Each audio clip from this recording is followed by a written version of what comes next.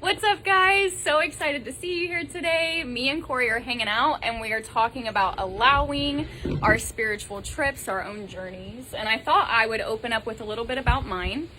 So in 2015, I started the human design experiment, which is basically following like an inner decision maker. So to make all of my choices, I do that with my heart instead of my mind. And over the course of 7 years, you basically decondition, you let go of pain, ideas, decisions, beliefs that you've taken on as yourself, and you arrive at the end kind of as a different person. And so I've had a very individual, unique journey where I've been led to wild and crazy things, and I think that is so much why I can allow people and allow whatever their spiritual trip looks like. And so what about you? What has your trip been? Mine has been, much more traditional, if you want to put it that way. Like, grew up in church. You had those tenets, and you're taught this is this is basically fall in line, and this is where you're going to end up. Yeah. And I still believe a lot of the fundamental tenets of not any individual church, but of course Christianity, because that's where my faith and my peace is.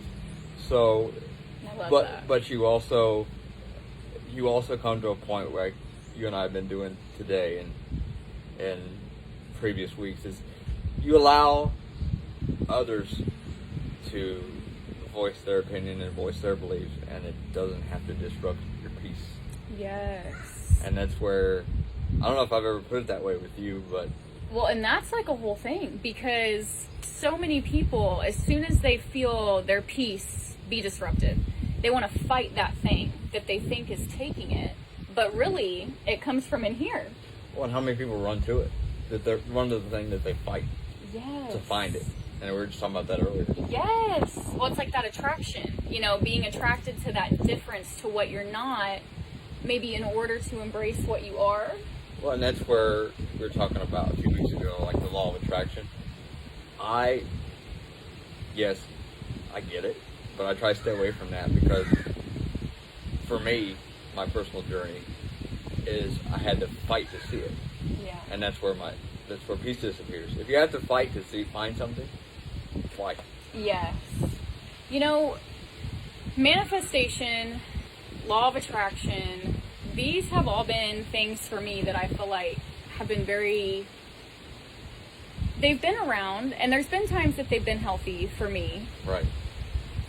But as far as like the whole picture of it, if I just see someone with a mansion and I decide that that's what I want, right, I can try to do that because I think that's what I want. I think that's where I'm going. My whole life's about that.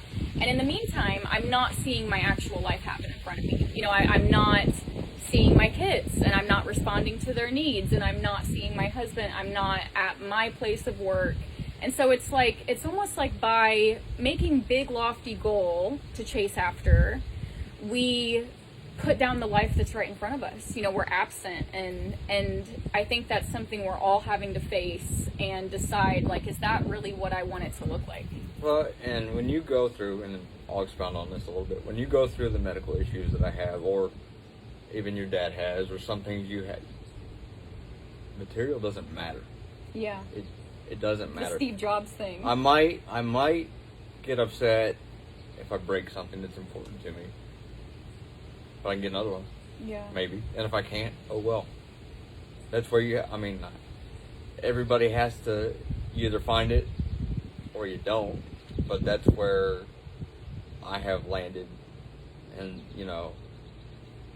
I don't fight anything anymore because I'm just destroying myself if I fight. Yeah, like the resistance of it. Right. The fighting, the changes that happen, and what that does to you mentally, emotionally, physically. And it's like sometimes those changes happen when you're chasing big flashy thing, and it's like the real life is about being with those changes and not running away from them necessarily. Look at athletes.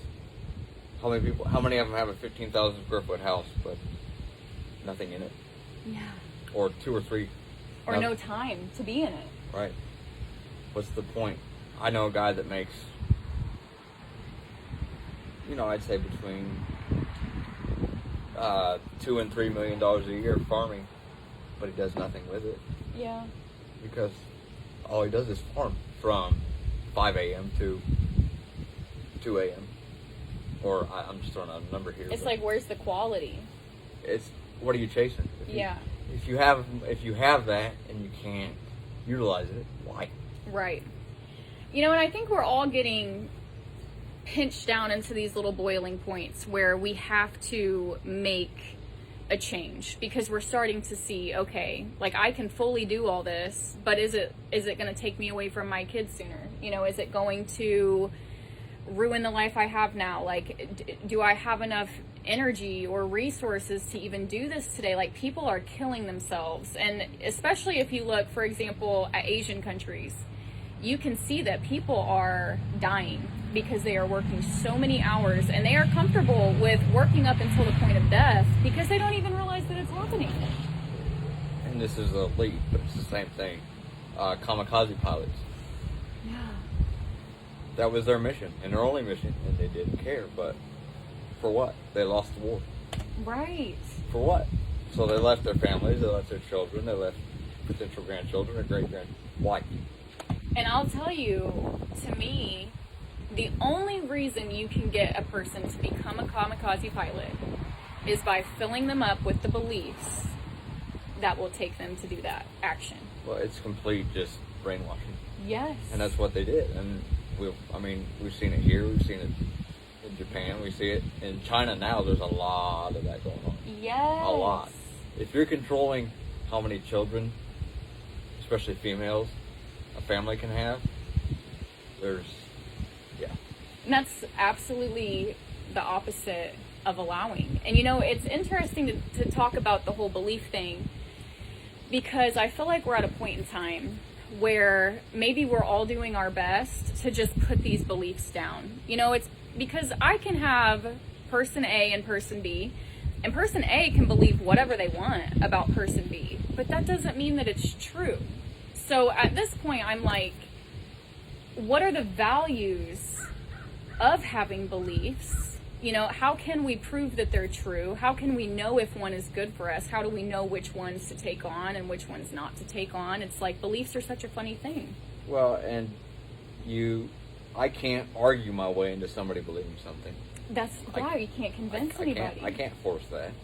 So all I can do is try to be an example. And if they want to join me, then they will. Yes. And we're talking about that with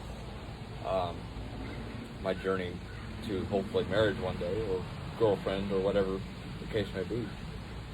Same thing. Is I can't, and I have never consciously tried to, but subconsciously you try to convince yourself that it's going to work. So if I convince myself that it's going to work, it'll convince her. Well, no. It's high school.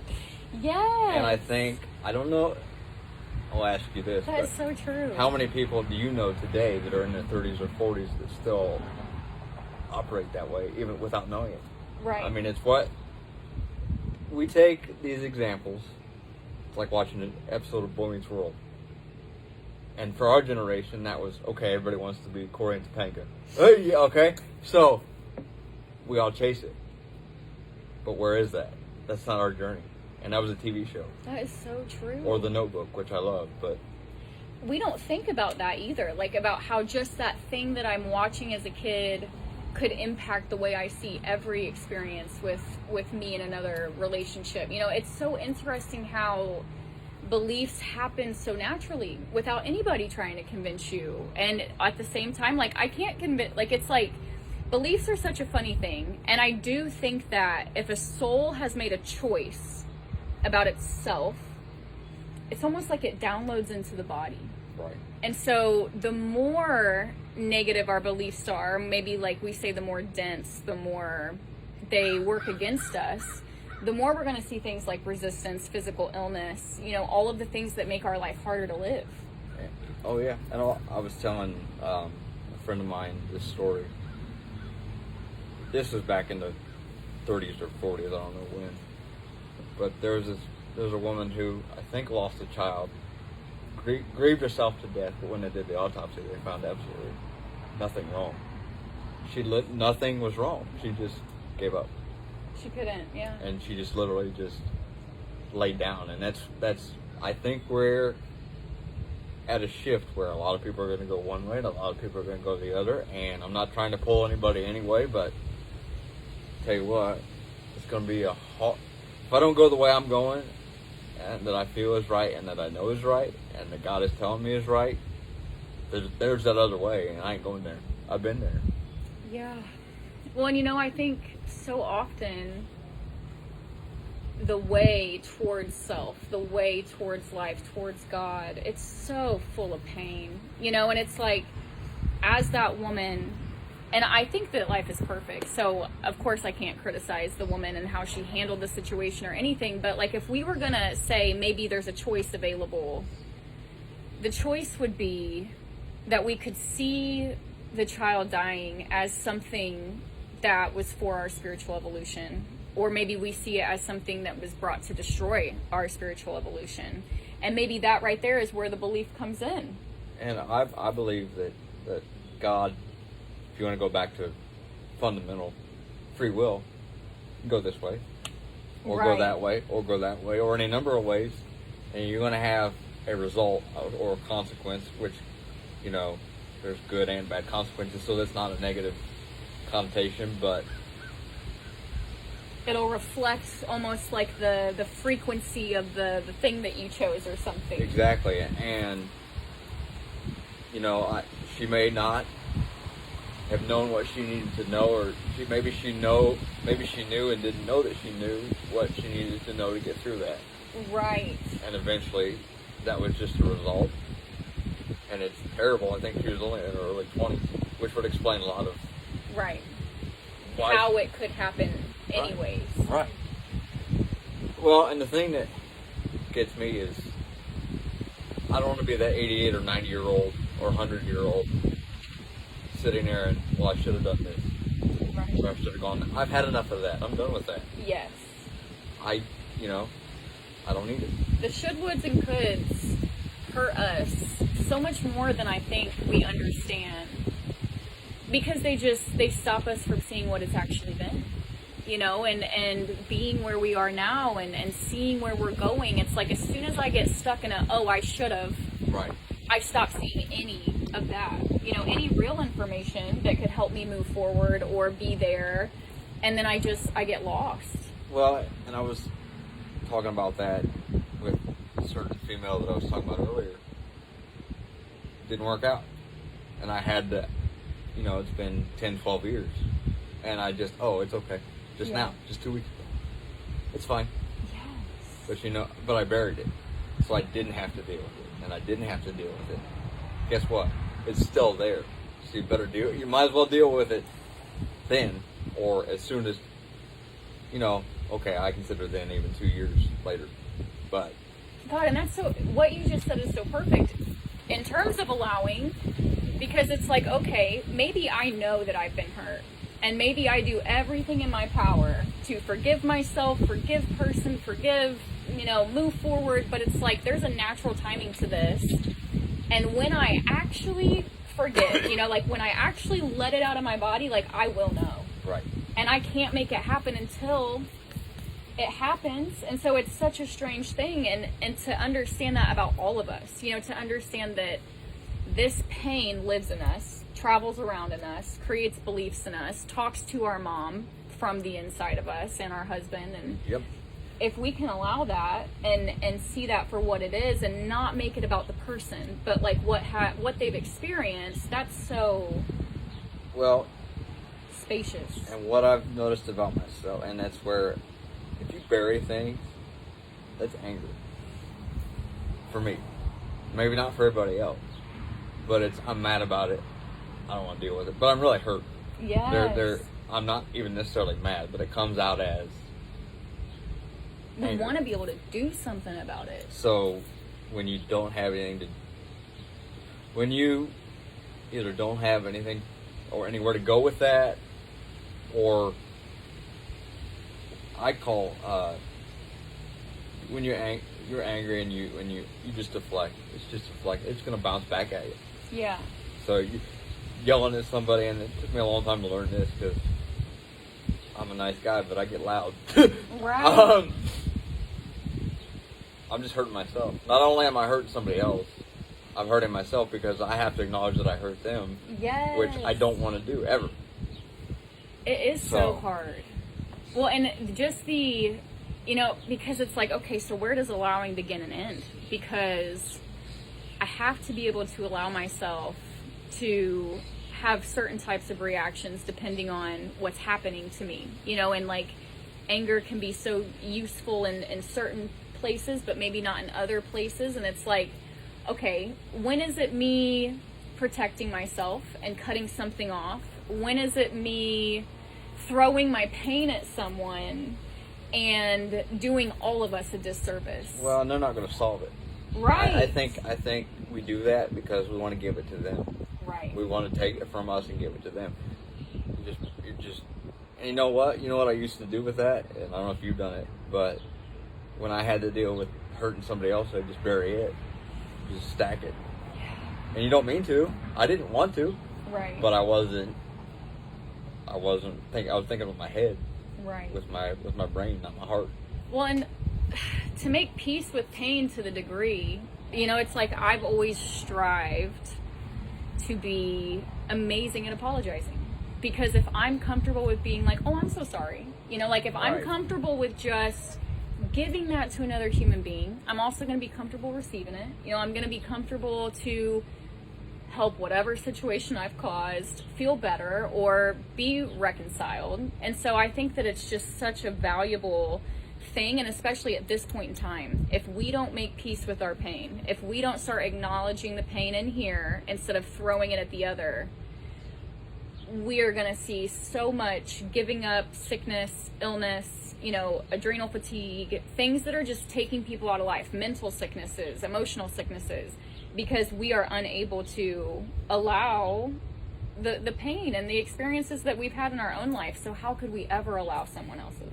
Well, and I was touching on this earlier, is I don't know how many times I've wanted to go to something and I get so excited about it and so excited and look forward to it and do this and that, and I don't go because I've used all the energy that I should have used at the event or the spending time with a friend or whatever it is. Not worrying, but psyching myself out of what I knew was right. Yeah. Or then you go the opposite. I go do something stupid because I thought that would take care of what I just avoided. It doesn't. Mm-hmm. So. I'm like, damn. Yeah. Oh. More stuff. Yes. Well, it's like that's the stuff, with human design, I'm pushing people into the body. I'm like, what's your gut say? How's your gut feel? How did your gut respond? And it's like over time, just from me being annoying about it, I get people to stop thinking. I'm like, stop doing that. You can think billions of things about this situation right now, and what does that even mean? But like, what did your gut feel like when you were invited to go?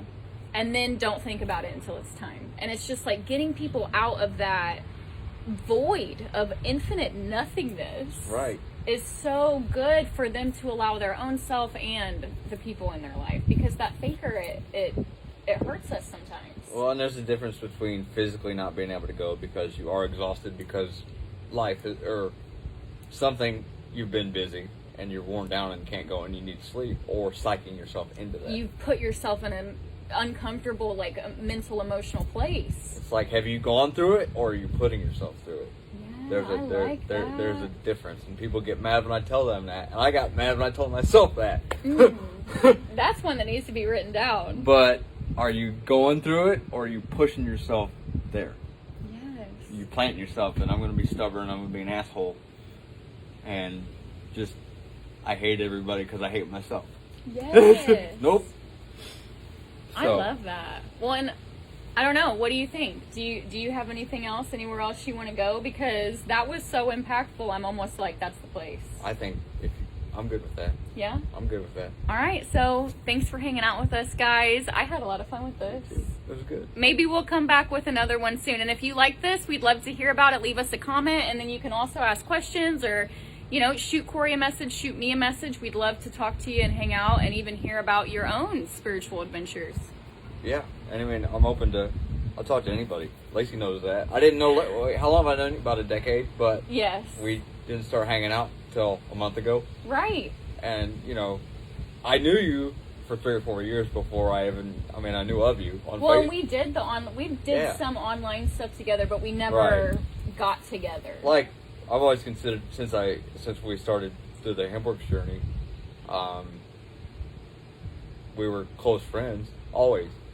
But this is a whole different shift.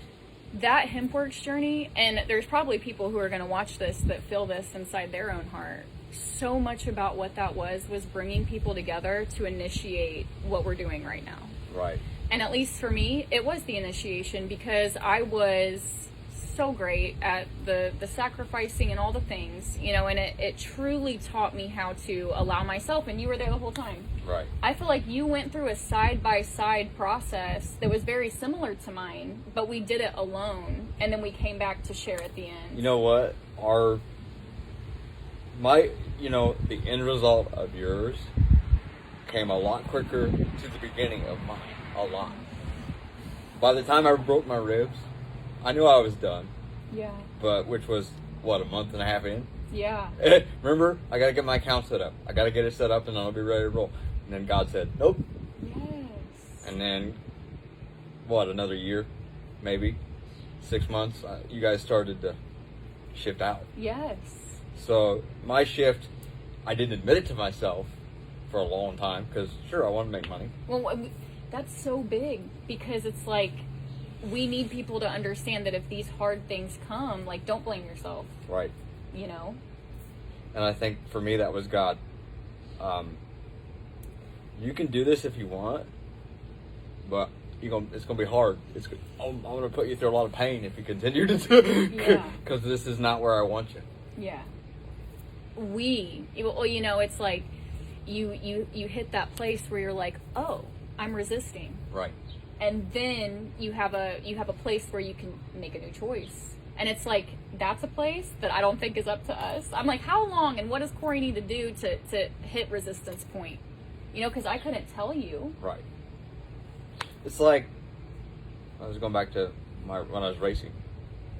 I didn't care how bad I did. I was there because I loved it. I wasn't out, you know, we ran as well as we could. I was on a $7,000 budget year, going up against guys on a $50,000 budget. I'm not going to compete with them. I'm not going to be competitive or go out to win races, but we did. Right. But we did. You know why? Because we knew we could. I had a lot of help. Names I won't mention. But we did it because we knew we could. And I had better equipment than we could afford because we did it because we knew we could. Right. And my dad and my parents sacrificed a lot of money. A lot more than that $7,000. But I can tell you, the tire and fuel budget and just maintaining the engines was $7,000. But I can tell you, there's a lot more money that we're spending on parts. Time. There's a lot of time in that garage, even for a go-kart. It's ridiculous. Anybody gets in, you want to go broke really quick. Get into that sport. Right. Really quick. Well, it's like, so when you're doing that, and it's all feeling good and you're flowing with the experience, it's like a big, like, multi-person experience. I feel like it's so, like, it looks so right. The whole time it looks so right. And so, like, when you're hitting that point where it's starting to not feel right, what does that feel like? I never hit that there. I want to be there now. And I will again. That's not where I'm at. That's awesome. Yeah. It's not where I'm at yet. I don't want to do it full time because full time is 25 weeks a year. Not the schedule, but just constant work. Well, it's actually, if you had 57 weeks in a year, it's 58. If you want to get down. It's like a full-time job. Yeah. If you want to get down, even on a go-kart. Can you imagine trying to chase $2 million just to do Indianapolis 500 every year? No. Yeah, every year, in and out, just for one race. And you don't make money unless you finish in the top 4. Literally, you don't make money unless you finish in the top 4 of that race. Isn't that wild? Yeah. So. And that's every division? That's just IndyCar. That's okay. the 500. But that's so cool that you did that. But it's just it's. People are there because they love it. They're not there to make money. Of course, those guys make money because they have the talent to attract the money that put them there. Right. Or, in my case, with the Andretti's, they find it. Right. And get the sponsorship. And they keep it because they're that good. They're in the top 0.03% of 1% in the world that have the skill to maintain that. And it still doesn't last forever. Right. You know, you're not going to do it till you're 80. So it's just all about doing it in the time that you can. Right. Anything. And it's just such a delicate thing, and it's such a personal thing, and maybe that's where we're boiling to. Like, maybe there's just not a single belief about when it's flowing and when it starts being resistance. It's like we each have to grow to the person who can determine that for ourselves about our own experience, and that's what's maybe so hard. Well, how many people in our mind should have retired 15 years ago, but they're still, because you know what? That's not our choice. Right. Exactly. Pastors. They're the only one that can watch from the inside. And so they're the only one that could possibly know what's right for them. Have I fallen asleep in church because I'm listening to basically Ben Stein give a sermon and I can't stay awake? Yes. But he's there because he needs to be there. Right. So. All right. Well, what do you think? I know we went a little bit off there, but that was fun. I always veer back to racing, so, Bye, guys.